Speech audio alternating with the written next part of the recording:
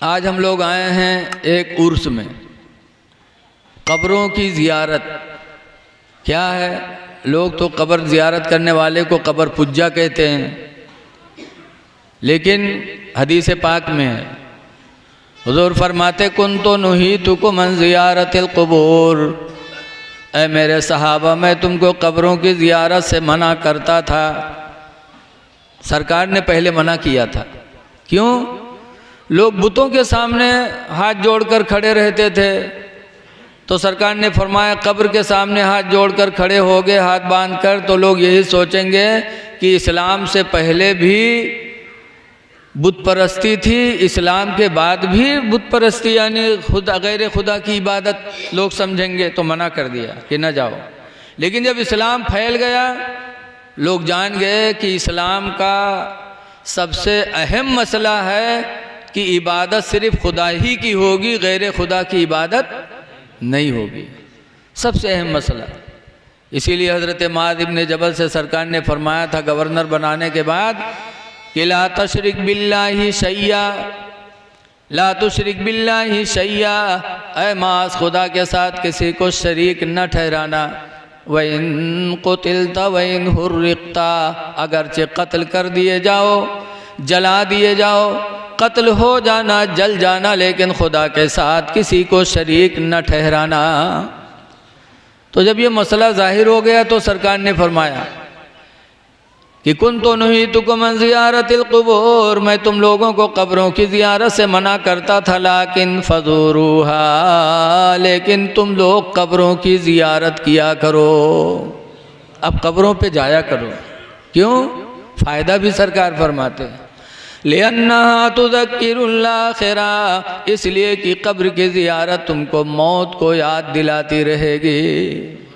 कब्रों पे जाओगे तो मौत याद आएगी, इसलिए कब्रों की ज़ियारत भी सवाब बताया गया।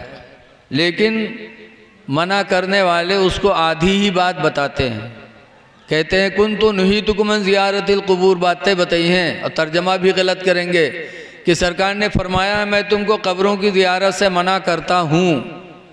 भाई मना करता हूँ और मना करता था, दोनों में फ़र्क है कि नहीं फ़र्क है? बोलो। एक दफ़ा हम कह दिए हज़रत हमका बुलाए ने, कह दे कहाँ चाय पी लो, तो हम कहें हज़रत अल्लामा अब्दुल वहीद साहब ने चाय पिला दिया है, अब इनके यहाँ महीनन पर रहे हो, चाहे न पिया हो, कहे तुम कह रहा हो एक दफ़ा चाय पिला दिया है, तो क्या होगा कि पिया था, ये नहीं कि पीऊँगा नहीं हमेशा।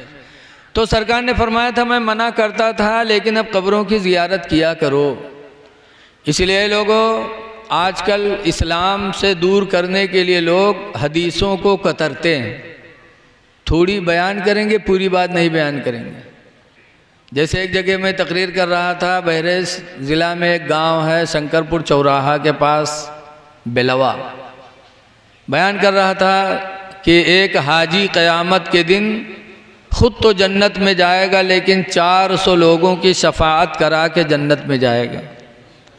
एक अज़ान देने वाला क़यामत के दिन अज़ान पढ़वाएगा अल्लाह, वो अज़ान देने वाला अज़ान पढ़ेगा तो जितने लोग उसकी अज़ान की आवाज़ सुनेंगे सब के बारे में अल्लाह उसकी शफाअत को कबूल करेगा और सबको बख्श देगा।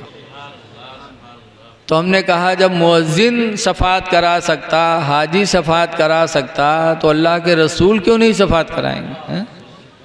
तो एक साहब मजमा से खड़े हुए कहीं मौलाना साहब कहा शफाअत बक्कत हो, कुरान में तो लिखा है मंजल लजी असफो, हमका मंजल लजी असफो, कहीं हाँ हमका कहा मतलब कहीं कोई शफाअत न करे। तो हमने कहा ज़रा आगे पढ़ो, आगे और कहा है? तो कहते हैं हम हाफिज़ थोड़ो जो तुमका सुने। हमने कहा हाँ, तुमको गुमराह करने के लिए आधी आयत रटाई ही गई है, पूरी आयत बता देते तो तुम गुमराह न होते। कहा पूरी आयत क्या है? हमने कहा अल्लाह फरमाता मन ज़ल्लज़ी यशफ़अु इंदहु, कौन है जो खुदा के नज़दीक किसी की शफाअत करे, यानी कोई किसी की शफाअत नहीं कर सकता, इल्ला बिइज़्निही, मगर खुदा की इजाज़त से। अल्लाह जिसको इजाज़त देगा वो शफाअत कराएगा, तो अल्लाह जिसको चाहेगा उसको इजाज़त देगा, वो शफाअत कराएगा। अब अल्लाह किसको चाहेगा तो जो अल्लाह के बंदों में सबसे नेक होगा अल्लाह उसी को तो इजाज़त देगा, बोलो। लेकिन ये लोग आधी आयत बताते हैं, आधी आयत कतरते हैं। ऐ लोगों, ऐसे बहुत से लोग, एक जगह तकरीर हो रही थी कि नमाज़ पढ़ो, नमाज का छोड़ने वाला जहन्नमी है। तो एक साहब खड़े हो गए, कहीं कहा मौलाना साहब बक्कत हो, कुरान में तो लिखा है ला तक़रबु सलाह, ऐ ईमान वालो नमाज के करीब न जाओ। तो कुरान में तो लिखा है या अय्युहल्लज़ीना आमनू ला तक़रबु सलाह, ऐ ईमान वालो नमाज के करीब न जाओ। और तुम कहा तो नमाज़ पढ़ो, नमाज़ पढ़ो। तो हमने कहा भैया थोड़ा और आगे पढ़ो, आगे क्या लिखा है? तो वो कहे इसको हम मौलाना हाफिज़ थोरो। हम कहा हाँ, तुमने अपने मतलब के लिए थोड़ा याद कर लिया। पूरी आयत पढ़ो। अल्लाह फरमाता है ला तक़रबुस्सलाह, नमाज के करीब न जाओ। कब? व अंतुम सुकारा, दरा हाले कि तुम नशा में हो। नशा में हो तो नमाज के किनारे न जाओ। नशेड़िन का देखा तो पी ली तो कहूँ नालिम मूड़ खोसे पड़े हैं, कहूँ ठेलवे में यहाँ मूड़ खुसेर देते हैं। बकते क्या क्या हैं। कुरान ने फरमाया अगर नशा कर लिया हो तो नमाज के करीब न जाओ।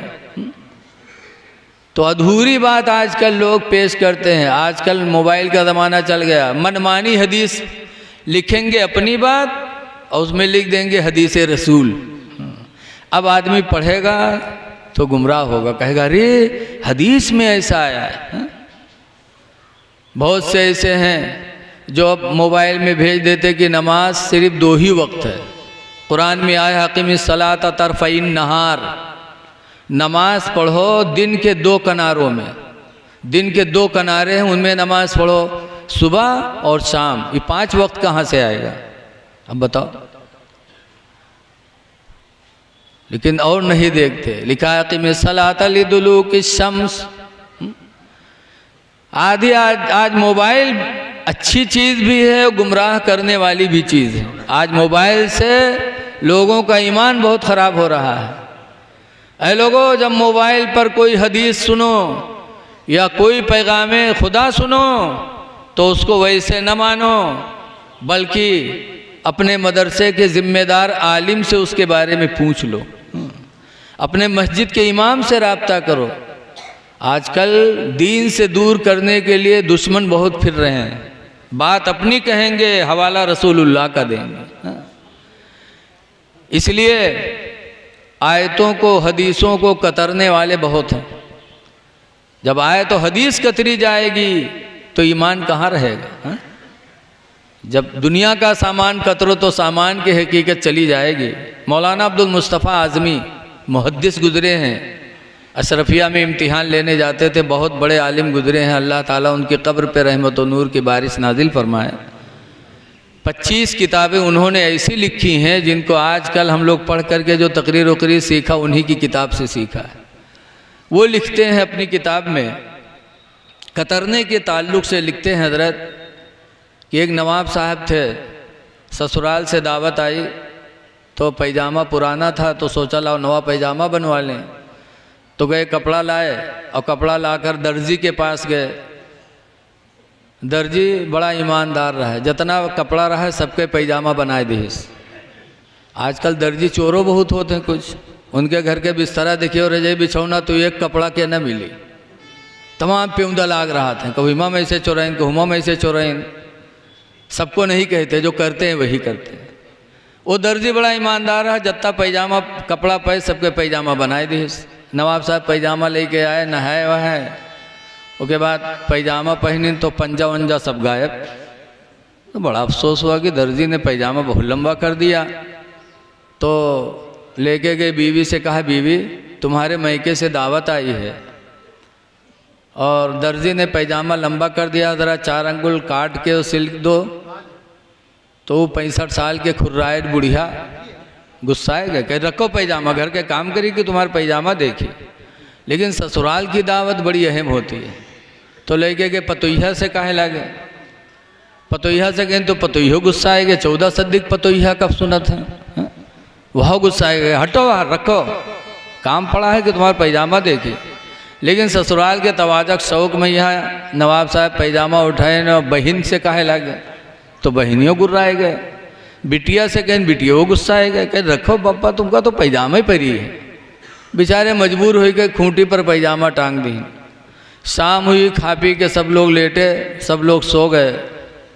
थोड़ी देर बाद बीवी की आंख खुली तो सोचा हाय मेरे आदमी ने सब कुछ मेरे लिए किया और थोड़ा काम कहा मैंने नहीं किया, मेरे शौहर को कितनी तकलीफ़ हुई होगी। तो उठी औरतिया और खूंटे से पैजामा उठाई, सो 4 अंगुल काट के सीके टांग दी, लेट गए। थोड़ी देर बाद पतोहिवा जागी तो बहुत सोचे हाय हमारा अब्बा हमका इतना मानत है, अति इज्जत से शादी कह के लाए और थोड़ा काम कहना हम नए सुने हमारे ससुर का कत्ती तकलीफ़ हुए। वह पतोहिवा उठी हो गई, खूंटी से पैजामा उठाईस और 4 अंगुल काट के सीके टांग दी, सोए गए। कुछ रात बढ़े, बिटियावा की आँख खुली तो बिटियावा सोचिस कि हाँ हमारा अब्बा हमका इतना माना जाना था और थोड़ा काम कहना है हम नए सुना हमारे अब्बा का कितना ठेस लगा हुई। बिटियावा उठी और खूंटे से पैजामा उठाई, सो 4 अंगुल काट के सीके टांग दी। सुबह से होए से पहले पहले बिटियावा आँख खुल के बिटियावा के बहनिया के बहनियों सोची साए हमारे भाईजान हमका इतना माना जाना था और थोड़ा काम कहना हम नहीं सुना हमारे भाईजान का कितना दुख हुआ हुई। बहनियों उठी और खूंटे से पैजामा उठाईस और 4 अंगुल काट के सीके टांग दी। सुबह जब हुई तब नवाब साहब की बीवी ने कहा जाओ पैजामा पहन लो, सी दिया है। नवाब साहब बेचारे फिर खुशी का ठिकाना नहीं, जल्दी जल्दी नहाइन और गए पैजामा उठाइन। जब पहनिन तो पैजामा का हुआ नेकर हो गो।